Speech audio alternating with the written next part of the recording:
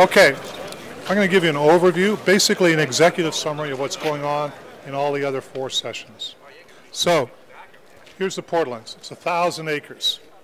A flood remediation plan, an environmental assessment, and a development plan process was driven by Waterfront Toronto, involved the city, and culminated last summer with a plan to handle the Don and to redevelop this quadrant. Along comes controversy. I won't go over all of that, but we're asked by council in a unanimous decision, all 3 parties, Toronto Region Conservation Authority, Waterfront Toronto, and the city, to take a relook.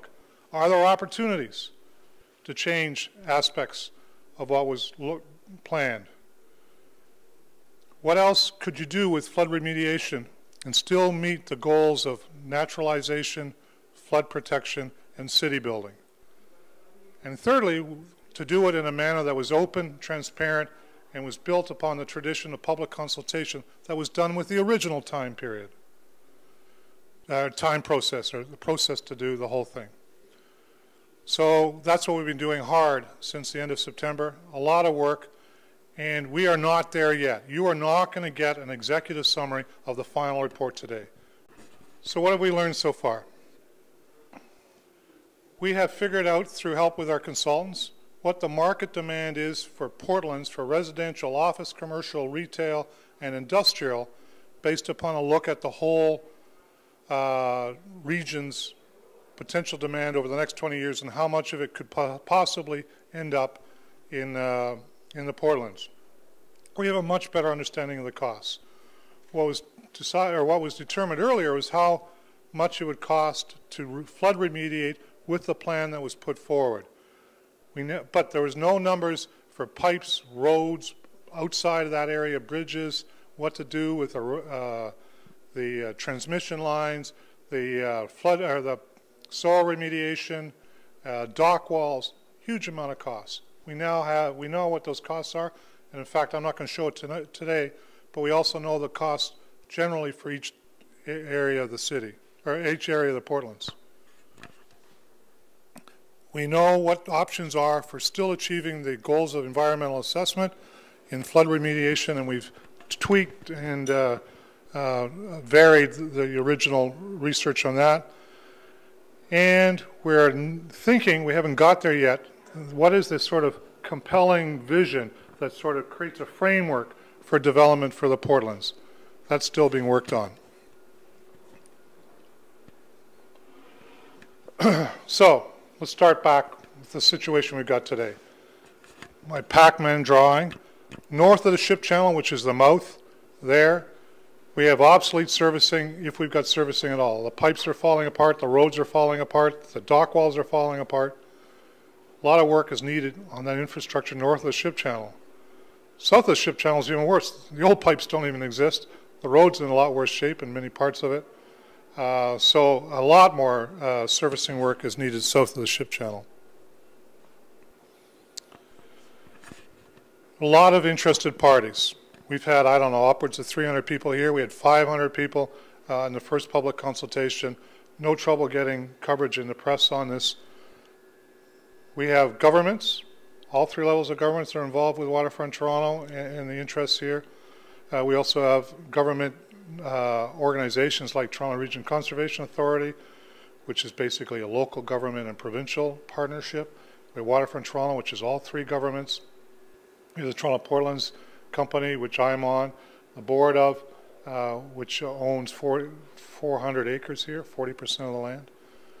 We have interested parties, you folks, people that use the Portlands from outside, come down for recreation or business, come to see Cirque du Soleil when it's in the tent down there and things like that.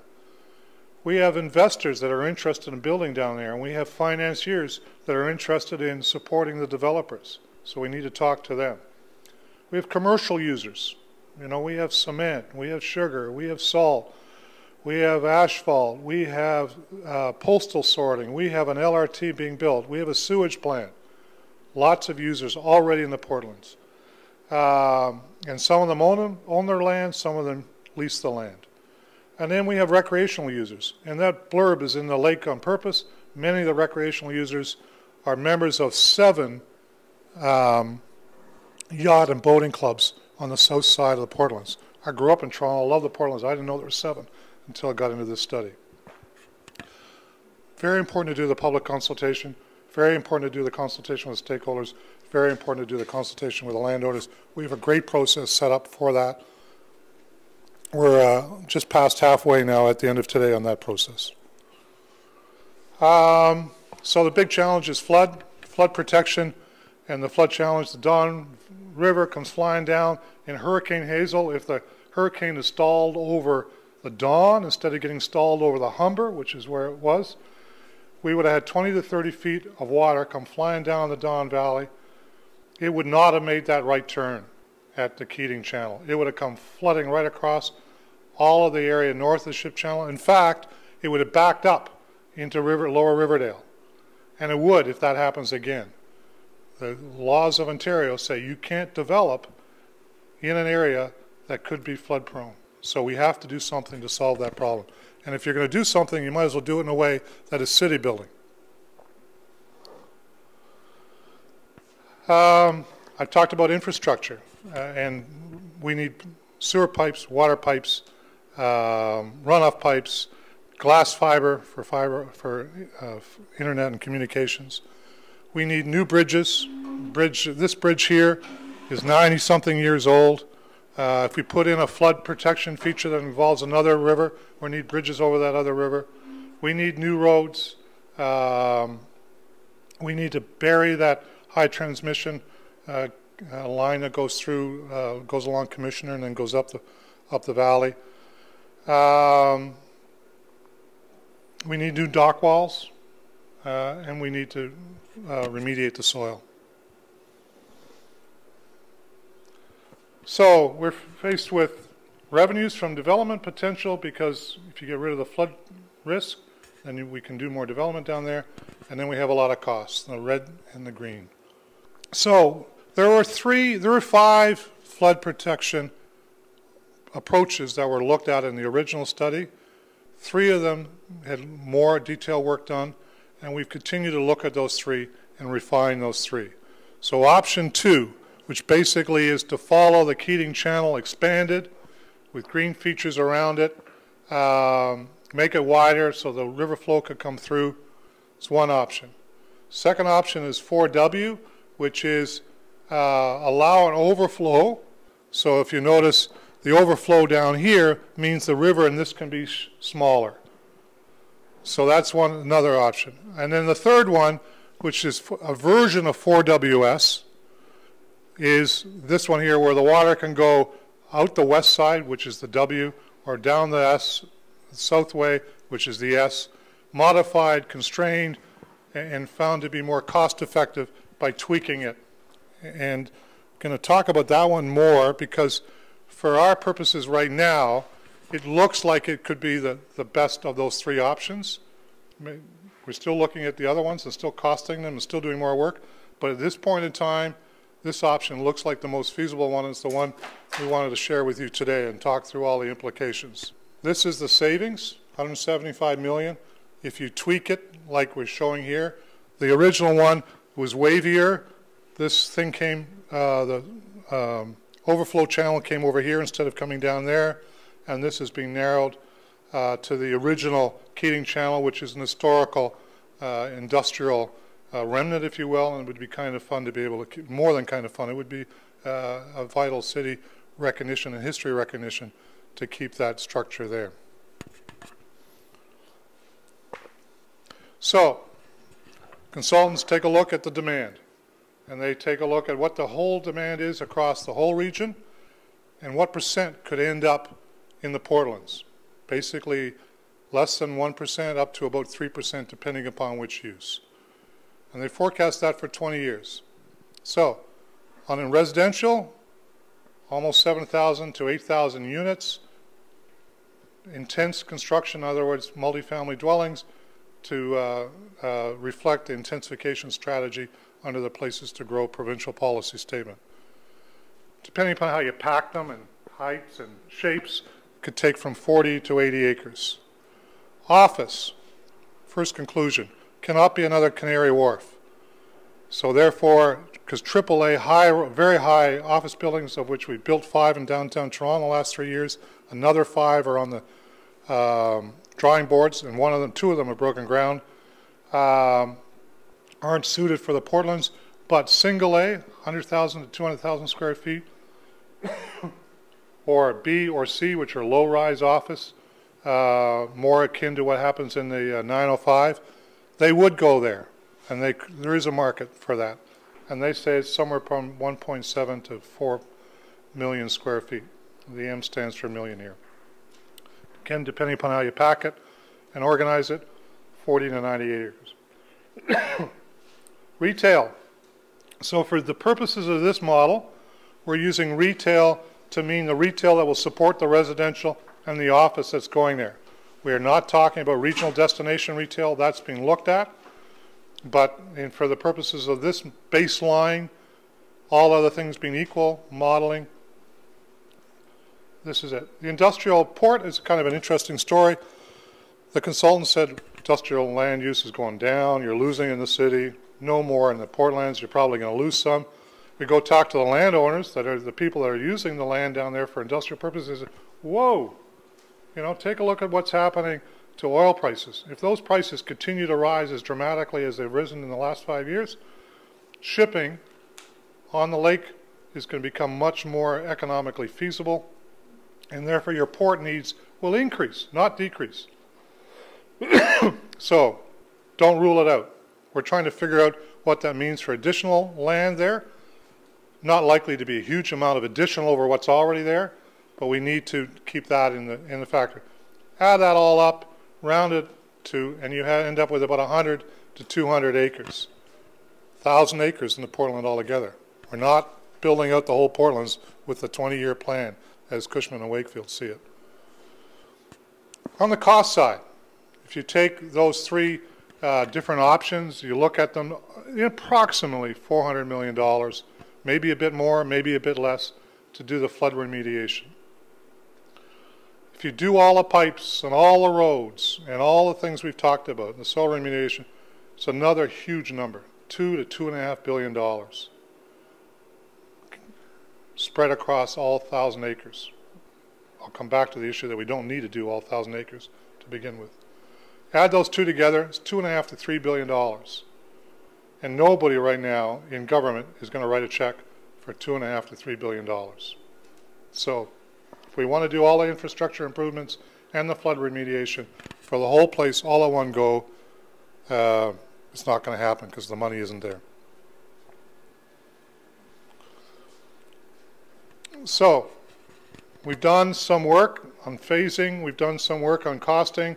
We still need to do some significant modeling to see how we could do a little bit, and then so phase it so you do a little bit of infrastructure, a little bit of development, a little bit more infrastructure, a little bit more development, and so on, and grow and develop the Portlands according to a vision that we all love and that reflects Toronto, but do it in a phased way where it's chewable chunks, if you will, from costs and funding.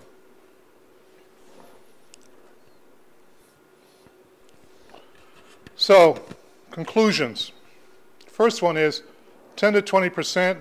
These circles roughly represent 10% of the land area there. So clearly, if you use up 1 or 2 of those circles, there are a lot of areas that aren't redeveloped or developed. Depending upon where you go, and we're taking a look at where it makes most sense to go, how we can phase the flooding, because if you just do the overflow channel, that frees up some stuff here. If you do a raised dawnway and create a berm underneath it and do a sediment catchment sort of basin here, then that actually frees up all of this area. And then when you put the river through, it frees up all of this area. So how can we take advantage of that phasing of the flood remediation to create incentive, or not incentives, but to permit the development that naturally will go there, we believe, if the flood issues are dealt with. And it also means that there's other areas that we have to have visions for, but we don't have to have a final solution for. And we also know the use, if we do that development over 20 years, we haven't gotten anywhere near the amount of money we need to do all the infrastructure improvements. Just to give you some visions of scale and the challenge and the immensity of this, if you take a picture of the Portland's outline and lay it over downtown Toronto, Leslie Street is Parliament Street. Cherry Street over here is Spadina. Dundas is where Lakeshore Avenue is right now, and Front Street is basically where Unwin Avenue is. City Hall's in the middle, Union Station's at the bottom. It's taken 200 years to build out Toronto and rebuild it out. Hopefully it won't take 200 years to do the Portlands, but we're not talking about something that's comparable to the Canary Wharfs or Hudson Yards or any of the areas that traditionally people point to as an example. This is far bigger. This is a scale of urban redevelopment that is much larger than any project that's currently going on anywhere in the world. So if we're going to do that whole area in chunks, what are some of the chunks or precincts we're going to look at? Well, we're going to look at north of the ship, or north of Keating. This is the Keating here, by the way. North of that, because that's not in the floodplain today, and its servicing is much closer. So you could go on that, except big challenges with the soil in that part. Given that the river is going to go through it, if we agree with that option, then these become precincts. And likewise, south of Lakeshore, north of the Ship Channel, east of the Don Roadway, which is where the film Pinewoods is center of right now, that becomes a precinct that you can take a look at. Notice we're not talking about down here. There's no servicing down here. So, you know, we don't need to go there, because we can't go there until we go here anyway, because you've got to bring the servicing to the Portlands, period. So that's a long way off down here, which is just as well, because there's a lot of important industrial uses along there that if you don't do them, you choke off the downtown. Until somebody figures out how else you could make our roads safe in the winter than using salt, how else you could build high-rise condos and office buildings without using concrete, if you could figure out how we're going to service the North America's second largest food processing industry without a sugar refinery in a cost-effective manner. You know, if Redpath can't use this port for their sugar, the refinery closes and we lose a huge industry, or threatens a big chunk of a huge industry. Thank you very much.